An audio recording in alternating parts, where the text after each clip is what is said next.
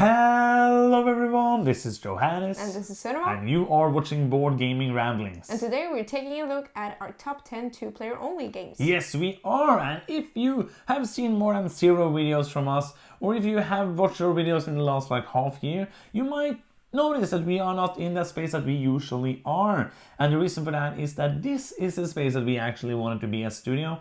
And this is the space that we will make into a more of a studio now, because the biggest reason is that this room has one window, and our other room, the living room, has loads of windows. And normally in the spring and the summer, it's not really dark. It's really light, a lot of light coming in, and it's really great for everything else than actually filming windows. So we figured that soon we'd have to wait until midnight to film. That would be problematic. A lot of curtains for everywhere, and we didn't want to do that. Please. So we are filming here now. We will of course try to make it even better than it is now. Yeah, this is a work in progress. But we hope that you will enjoy the videos, even though we have changed the studio. Yes. So top 10 list. Top 10. This is going to be really cool. Top 10 two-player only games, especially right now. If you are like us, stuck with one other person,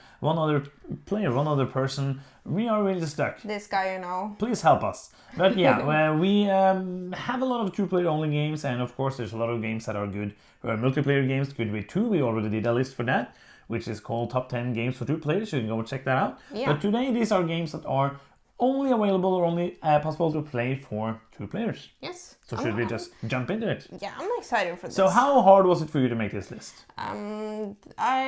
We played a lot of two-player only games before. We don't play that much anymore. Nope. So I think it was a little hard because of some of my old favorites I don't like as much anymore.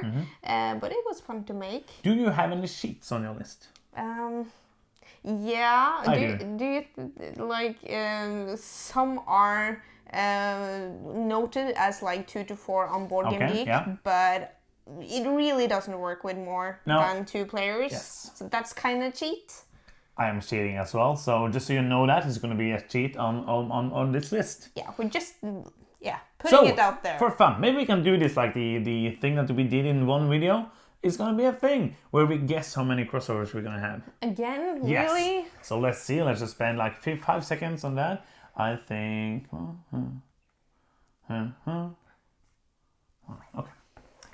I'm going with 6. I'm going with 5. Oh, 5. So it's going to be more fun than last time where we thought we had to correct and we didn't. So should we start? Yeah, let's do it. Who should begin? I think you should start this. Rock, paper, scissors. Oh, really? Rock, paper, scissors. Oh, it's the 4th one. Really? Yeah. Okay. Rock, paper, scissors. Boom. Rock, paper, scissors. And I am starting. My number 10 is... This could have been like many games, but it is this game.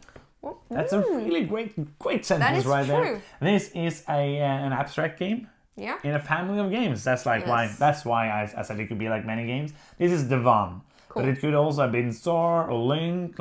Basically this is the GIF series. This is the series that got me to see that I could like abstract games, even though that isn't my favorite genre. These are some amazing games, especially Divan has a special place in our heart because it was the first one we got and the one we played the most. I think I played like maybe 30 times because it can be played in like 10-15 minutes, really short playing time. Amazing game, really fun. What you're trying to do is like in a real majority game where you use these kind of really beautiful components. That's the one thing that's really great about the GIFs games. Like they are basically a board and a bag of tiles basically, and here they are small kind of donut tiles with holes in them, so they're really cute like donuts, and you're trying to jump them around on this board and trying to basically capture the other player's pieces and be the tower. You're trying to be the highest tower, right? Yeah, the highest tower. So the piece on the top is the tower, and there's some rules for who can take who, capture who, and all of that. So it's a really great game. That's my number 10. Divan. Yeah, I really like this series. If you are curious about the abstract games, this is a really neat game for 2 players. And also check out the whole series because we like a lot of more that we have played. Just Divan is our favorite. Yeah, because I played it the most basically. I think there are maybe others that I could like better, but Divan for now, my number 10. My number 10 is the Lord of the Rings, the card game. And this, I really want to play this more because I remember it like so fun. This is a card-driven co-op game. And you're actually... It would be weird if it wasn't a card game, if it's called like a card game. That would be like the strangest thing ever. Like, this is Lord of the Rings, a card game. You have this board and these figures that you move around. Cards? No cards. No cards in this game. Why would they be? So, Sorry. It's basically a deck building game, kinda, that you do like before you start. So it's not a deck building game at all? Yeah. You could build your own deck, but we don't. And that is basically why we don't play this game. It's one of the living card games for Fantasy Flight games. So like there are 16 billion different expansions and a lot of stuff going on. So it's basically a scenario-driven cooperative game and some really neat scenarios. Yeah, so you're playing cards and trying to cooperate with the other players to get from one location to the other and defeating enemies along the way. It's cool stories. It really feels like you're in the Lord of the Rings universe. Some scenarios are really hard. You basically should try to build your deck towards them. Yeah. And I really want to do that, but all of the games, But this has gotten a digital release now, cool. like quite a little while ago. So it might be like easier to do the deck building and stuff on the app because you can play, like I heard this is really good solo, so you can play this solo also on the app. So you can build the decks I think like when I played Magic online, I thought it was easier to build decks as well because you just have all the cards in the frame, you can just click them and drag them and Hearthstone and all of that. So I think that might be easier to maybe check it out. I think it's on the Switch as well. That would be cool. Yeah. Let's do it. Let's check it out. Maybe we should get that instead of a bongo. Yeah. Or maybe both. So that's your number 10? Yeah. Okay, let's go to number 9. My number 9 is a game. It's a 2-player game called Skull Hollow. Yeah. This is a great, another card-driven game. A lot of these 2-player games are card-driven games. We just did a review for this. You can go and check that out to see more. But this is a fantastic game. It's a 1 versus 1 game, but it's asymmetrical. So one player is playing the foxes that are trying to live their lives in this city that they're built up, but the guardian of the countryside is not happy, and he's trying to kill you because you are living there and building and doing all of this stuff that's not making him happy. And he will be really angry and is trying to stomp you or fly on you or do all the different things because there's a lot of these different of these guardians that you can play. All of them play completely differently, so you have to play differently on them.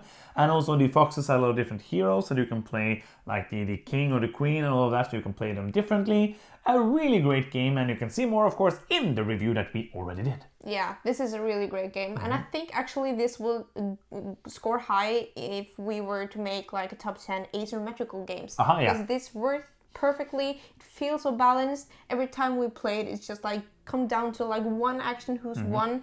I really like it as well. Okay, great so game. that is Skull Hollow. My number 9 is Keyforge. This is another card game. I really like this game. This is actually one of the like head-to-head battle, like Magic kind of style games that I actually can play. The unique things about this game is that you have 3 factions in your deck, and each round you're like deciding which of the 3 factions that you can interact with.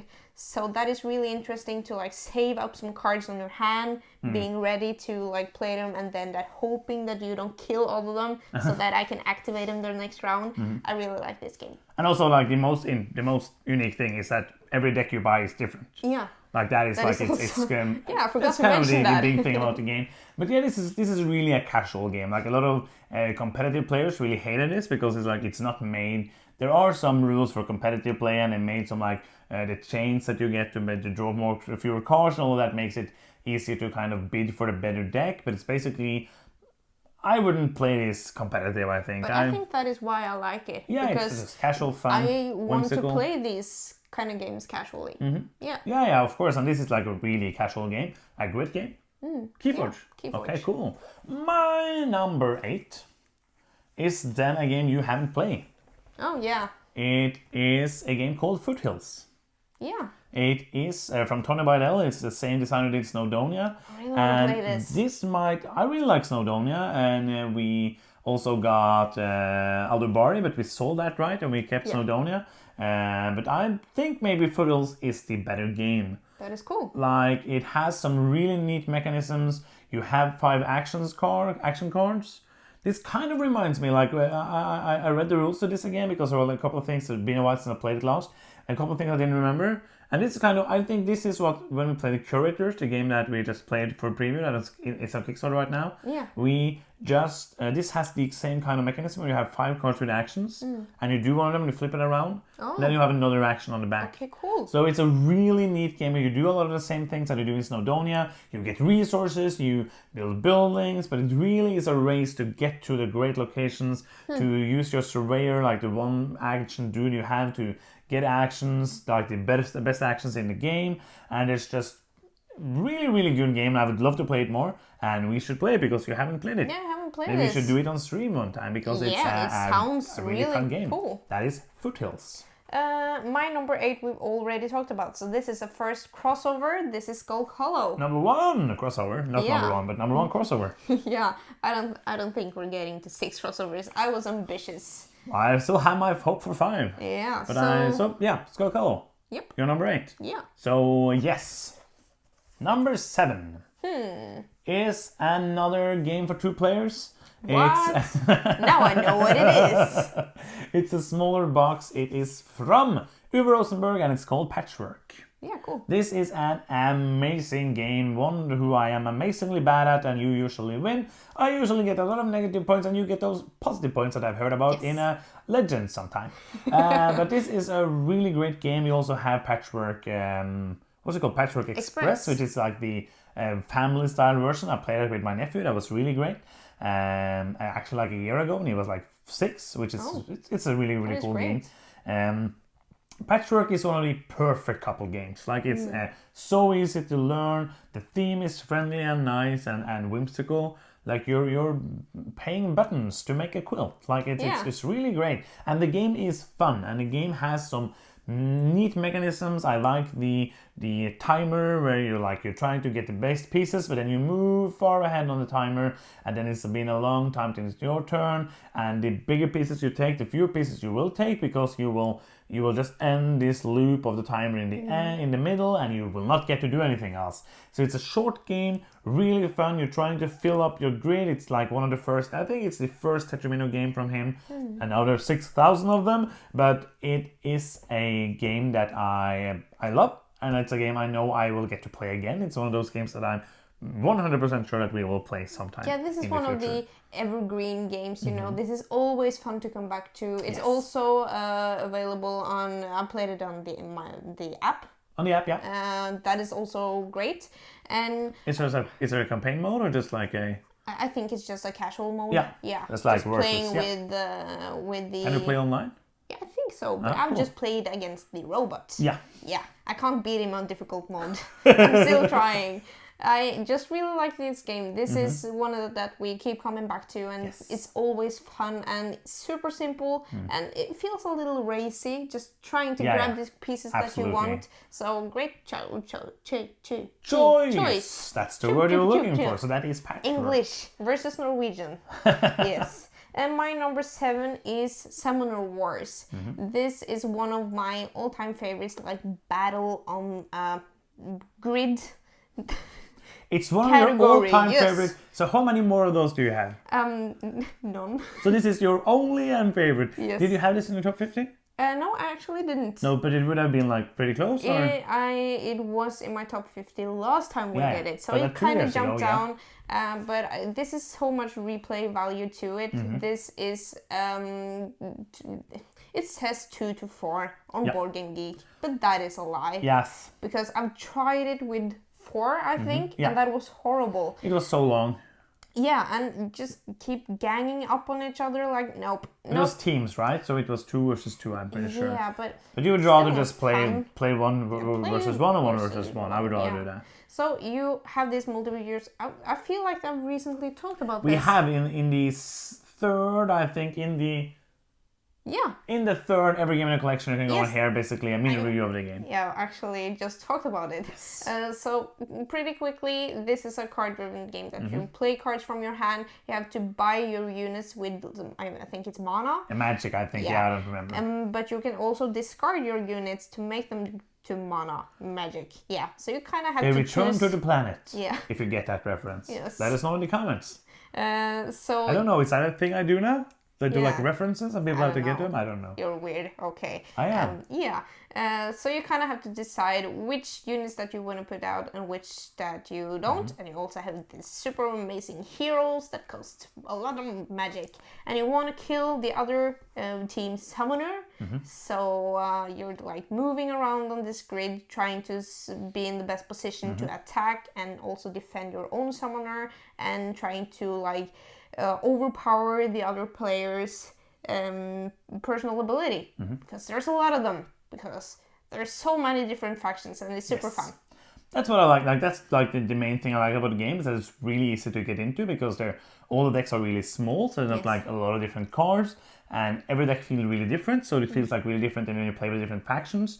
But it's too much luck for me, so it's a game I would play it with you, but I don't know when or where. Yeah, I get it. Okay, so that was your number 7, right? Yeah. So my number 6 is another living card game. Yeah. It's called Arkham Horror, the living card game. Yes. This is a really fun campaign mode, like for us. I think I can say it for you. I'm pretty sure it's going to be on your list. What? Because you like this a lot more than me. But the thing about this, I feel like they took the best things from the Lord of the Rings game and just put it in here. So it's a campaign mode. You play through missions in a succession. We are suckers to campaign modes. We're suckers to like stories. And storytelling is actually pretty decent. Yeah. And also you get to basically do some mini deck building, which is amazing here, because you get experience points and you can use them to buy new cards and put them into your deck, and then your deck will be slightly better, which is a thing we really like, that progression of a character. And we sadly have only played the base game. Yeah, and we're not good at it. We played the base game and then We tend to lose. We played the base game and then one of these side scenarios, like, and I think we have the first expansion. I think so. We Somewhere. bought it. Yes. Yeah, so we should fairly sure. I would love to play that sometimes. Yeah, I agree. We should do it. So that's my number 6. I think it's some differences here from Lord of the Rings. Some I really like, but actually like the linear kind of progression in Lord of the Rings, they have done differently here. So there's different locations that you can like decide which one to visit in the order that you like. Yeah. It's more like chapter based here, and I actually can't decide which one I like better. I like both of them. That's awesome. Yeah, and I also like the like mini card deck building aspect. Yeah, cool. Because that makes it more accessible for me. So my number 6 is a card game. It's a 2-player game? Yeah. Okay, cool. Would you like to guess? I will guess that it is your number 6. Yeah, that's right. It's Hanami Koji. Hanami Koji! This is... Cool. I kind of fail in my head when I'm trying to think about how to explain this game, because this feels really unique. It does. Could you try? Give it a try. Thank you. Like, I'm usually good at this, but this one, I'm pretty sure in this game you have a row of cards that you want to place cards on them. Yeah. And you basically have 3 different actions you can choose from. You can either do, I don't remember the actions, but you have like different actions you can switch or you can put down, and you have to use all of the actions. And when you're done with that, the round ends. Yes. So you have to do it in like the best order for you, and you're trying to get basically items for different of these geishas, and it's really neat. It's a really neat game. It's a little like Shot and Totten, that you're trying to get like the majority on your side, but it's again really different. Yes. You have to, like you said, go through this specific actions in the order that makes it like most best powerful for you. First time we played it, I was just like, oh, I really don't know what to do. Oh, maybe this. I didn't really see like the fuss about it. I didn't really see any strategy here. But like when we were at the end of our first play, I was just, oh, I needed to, if I wanted that, I had to do it in that order, and I had to do that action first, and this the last. Super clever game. This like blew my mind because it's so simple, but yet there's so much to think about. Yeah, I love those kind of games where you sit there and just like, okay, so that's how it is. Yeah, I like this game quite a bit. It's a great one. And also Shadows in Kyoto, which I would love to get a new copy of, which is... Haven't played it. Not as good, but I think this is better, but it's a great game. Yeah, cool. So, Hanami Koji. Yes. Okay, so we have so far one crossover of the And we are actually at number 5 already. Yeah, so all of these have... Okay, 6 is lost because I know a game that you have there. Number 5 is a game that you have played, I'm pretty sure, but it's not going to be on your list. It is the first, if I'm not wrong, I'm pretty sure I'm right, it's the first living card game from Fantasy Flight Games. Okay. So for most of you know, it's not a surprise, it is Android Netrunner. Okay. This is like, for a long-time Magic player, this was a breath of fresh air. It was an amazing experience, the asymmetrical play. You are playing either as a corporation, like an evil corporation, or you're playing as the runner, who is a hacker trying to hack into their systems. And just thinking about it now, it's been so long since I played it, I would love to play this game again. So what you're trying to do is that as a corporation, you have these servers and you're trying to bluff with them. Some are the actual servers, some are traps. Some you can also then guard them with more cards, and maybe I'm guarding the one that actually has server. Maybe this one that's just free is a trap, or is it actually the server that you want to get to? It's kind of like the mind games, and as the runner, you're trying to make runs for these servers and try to unveil them to...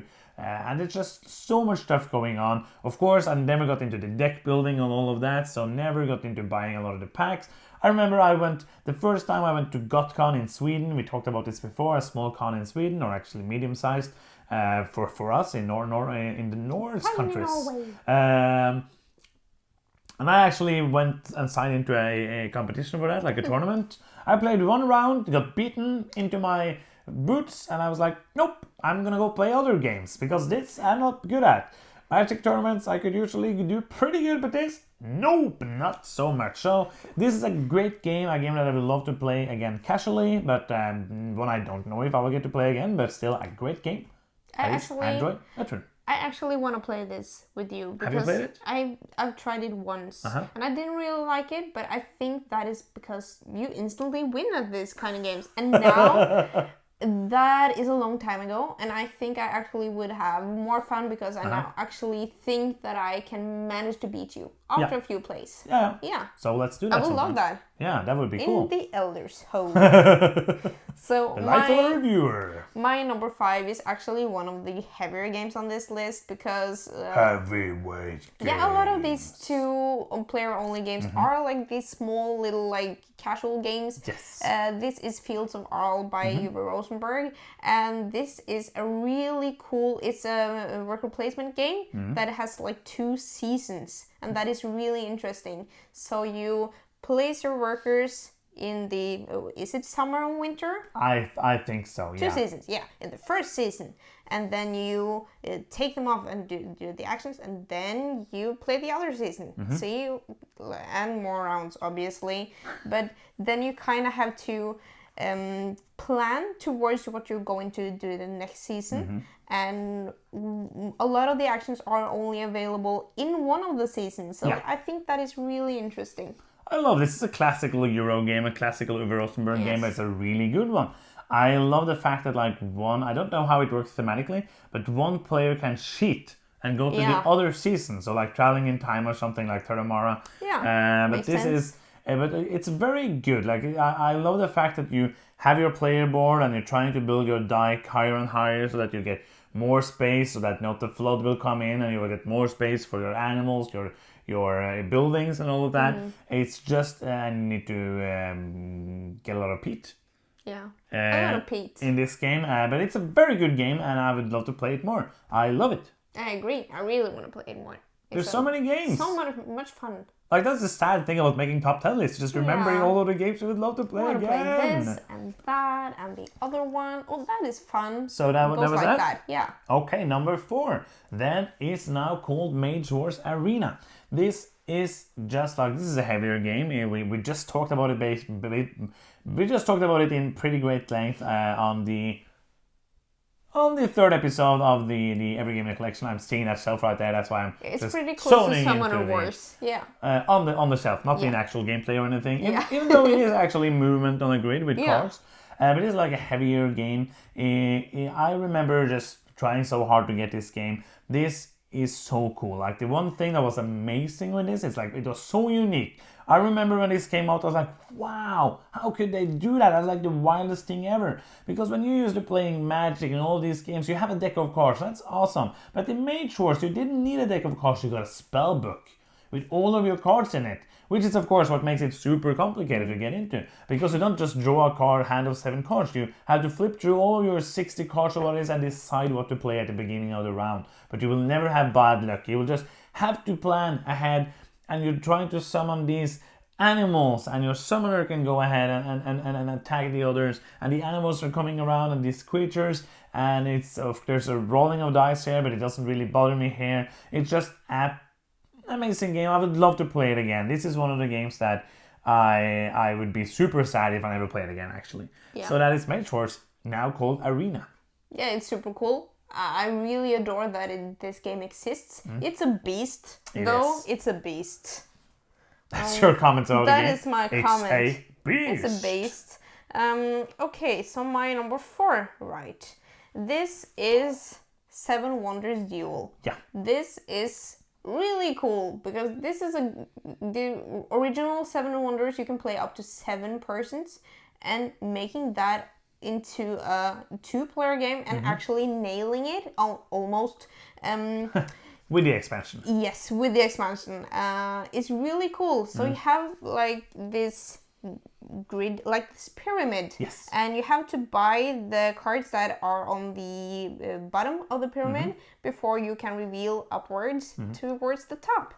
And you take like turns after one another. Yeah, other than that, it's basically almost the same as Seven Wonders. Yeah, like getting some yellow merchant card that lets you trade, getting these resource cards, getting points. Yeah, the cards are almost actually the same. Yeah. What the expansion fixes, and I really mean this, if you're getting this game, buy the expansion. It's a must. It fixes the game because in the original version, you can actually just force your opponent to take certain cards and really and it's getting to a point sometimes when it's really obvious what to do, and that is really not interesting because then I'm sitting and I just won because I did that and that and then you've lost. But the expansion gives you the opportunity to not take a card from the tableau and then mixing it up which order that you're need to do certain things in. So a really great game. It is. I like it quite a bit. I think it's like the core game is good. With the expansion, it's really good. Yeah. So that is your number 4. Yeah. Seven Wonders Duel. Yep. My number 3. We're at the top 3. My number 3 we have already talked about, so it's gonna go quick. It is Fields of Arms. Yeah. So we have 2 crossovers so far. This is actually really interesting. This might be the least crossovers on the list we have ever had, depending on the top 2. But that's good because that's going to be more editing for me and more games for you to look at, which is the best. More money spent on games. Buy these games right now. Amazing explaining to do from me. Okay, this is going to go fast. This is number 3, Arkham Horror: The Living Card Game. So I like this more than you. I really want to play it again. This is so cool. We're failing so hard that this is super hard to play and win and defeat the foul monsters. But it's easy to have fun. It is easy to have fun. Which is the most important thing. That is the most important Especially that's what you say to yourself if you're bad at games. Like it's important to have fun. It's important to have fun. Yes. Yeah, so that's my number 3. That's your number 3. My number 2 then is a game. This is my sheet. This is your cheat. This is the game that Board Game Geek says is for more players, but it's not. Like Which I've one heard is it? Some people have played it more and enjoyed it, but for me, it is a 2-player only game. People might be like, oh, but it's not a 2-player only game. But I feel like if you need like a variant that basically changed up the game a lot, it's not that for those numbers of players. Like Santorini is a 2-player game. It says, here is how you play with 3 and 4. Don't do it. It's for 2 players, but if you have to, this is how. This doesn't do that, but it is a game that is obviously made for 2 and is kind of wonky and strange with more. And it's Star Wars Rebellion. Yeah. Do you agree? Yeah, I agree. You haven't played a game, only half a game. Half a game. And it went really well because you didn't find my base. And I was really happy about that. You explain it, I can't. it's Star Wars in a box, basically. Like if you like Star Wars, this is it. Yeah. I like Star Wars. I'm not like a huge Star Wars nerd, but I enjoy the theme. I enjoy Star Wars, and this is really Star Wars in a box. This is amazing. I've heard the expansion, which I think we should buy if we want to play it again. I heard the combat is a lot better with the expansion, because the combat is okay in this game. I heard that it's a lot better with the expansion. So basically, one player is playing the Empire, one player is playing the Rebellion, and the Rebellion is hiding their base, so you don't have to hide it on the same planet as in the movies, because that would be really, really simple to find. Yeah. And then the Empire is basically trying to move around and try to find it. So with the Empire, you have loads of dudes, you have loads of units, not planes, but you know what I mean. Fighters. Ships flying around, and all of this stuff. And as the Rebellion, you have to do more like guerrilla thing, like do this kind of jumping into a battle, and maybe you have a goal that says like, kill one of these units, and you jump into a battle, you kill it, and you run away. So basically, as a Rebellion, you're trying to survive, and you're trying to get people to be on your side. So try to do these small missions. So when you do that, you move onto a track, and people will be like, yeah, we love the Rebellion. And if you go to a certain point, you will win. But if the Empire crush you first, they will crush you and win. Yeah, and that is pretty much my feeling of the game. The half game I played, I really want to try a full game of this. Yes. This seems awesome. Just so tense between the two players, but still really interesting and actually pretty thematic as well. I really like this. Amazing game, Star Wars Rebellion. Yeah. You're number 2. Played it. We should do it sometimes.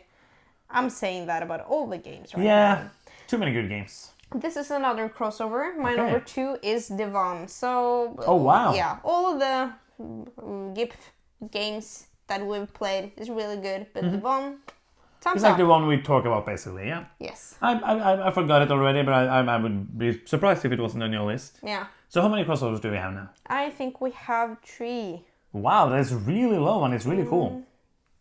No, 4. 4? That's still pretty cool. Like, I like that.